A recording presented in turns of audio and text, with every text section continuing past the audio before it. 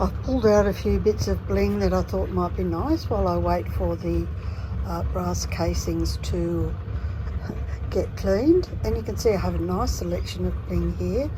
And the extra bling are these glow-in-the-dark sticks. I think I might need more, because the rule is if you think you need half a kilo of sticks for your mannequin, you get a kilo. And then of course green, my favourite boys. So the three amigos will always have a play. And then around to just a few of the greens. So you can see I do use a lot of different greens, light and dark. So that's a mix of stained glass and shaped glass. So plenty of choices. And then we come down to this little miserable section of pink.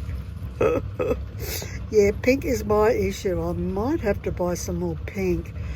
Otherwise those beautiful flowers aren't getting made. Colours are such fun.